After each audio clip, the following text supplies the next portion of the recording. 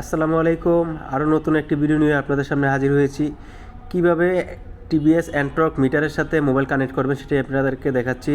প্রথমেই চলে যাবেন গুগল প্লে স্টোরে এবং সেখানে গিয়ে লিখবেন টিভিএস কানেক্ট বাংলাদেশ অ্যাপস।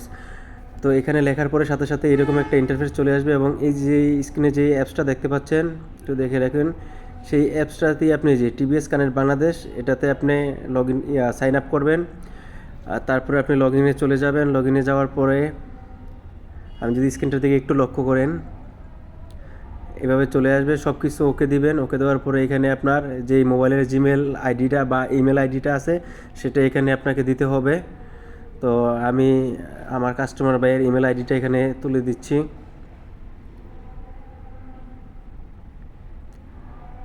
দেওয়ার পরে আপনি কন্টিনিউ দিবেন, ইয়েস দিবেন। এখানে তারপর নাম আসবে, আপনার নাম দিবেন, তারপর মোবাইল নাম্বার। আর একটা কথা মনে রাখবেন, মোবাইল নাম্বার অবশ্যই জিরো ছাড়া বাকি যে 10টা ডিজিট আছে ওই 10টা ডিজিট দিবেন। আপনি যদি জিরো সহ দেন তাহলে কিন্তু আপনার মোবাইল নাম্বারটি নিবে না। আপনি জিরো ছাড়া বাকি 10টা মোবাইল নাম্বার দিবেন। তারপর সিটি লিখবেন, সিটিতে লিখবেন ঢাকা। অন্য কোনো কিছু লিখলে কিন্তু আসবে না। এরপরে দুইটা টিকমার্ক আছে, দুইটা টিকমার্ক দিয়ে ওকে দিবেন। এই যে তারপর সাবমিট দিবেন। দেওয়ার পরে এখানে আপনার ওটিপি আসবে। তো আপনি জিমেলে গিয়ে আপনার ওটিপিটা চেক করবেন। যে আপনি একটু স্ক্রিনের দিকে লক্ষ্য করুন, এই যে ওটিপিটা চলে আসছে। এখন এই ওটিপির যে 6 সংখ্যার ডিজিটটা আছে সেটা আমি ওই অ্যাপসের ওটিপিতে লগ ইন করাবো। এই যে দেখুন, এই যে লগ ইন করানোর পরে কন্টিনিউতে দিবেন। তারপরে এই যে ইন্টারফেস চলে আসছে, এখানে লেখা আছে টিভিএস অ্যান্ট্রক। এটাতে দিয়ে আপনি একটু চাপ দিয়ে ধরে রাখতে হবে। আপনার ধরেন 10 সেকেন্ড 15 সেকেন্ডের মতো ধরে রাখবেন। তারপরে এইভাবে অটোমেটিকলি চলে আসবে। এখানে যা দেখতেছেন সব কিছু অ্যালাউ দিতে হবে, অন্যথায় কিন্তু আপনার হবে না। সব কিছু অ্যালাউ দিবেন।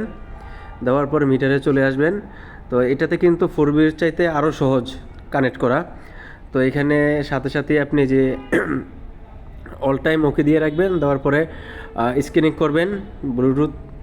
তারপর কিন্তু আপনার যেই ব্লুটুথের যেই ডিজিটটা আছে ওটা কিন্তু চলে আসবে এখানে। আসার পরে আপনি এটাতে কানেক্ট করবেন। জাস্ট একটু চাপ দিয়ে ধরে রাখবেন ওই আগের মতোই। তারপর অটোমেটিকলি কানেক্ট হয়ে যাবে।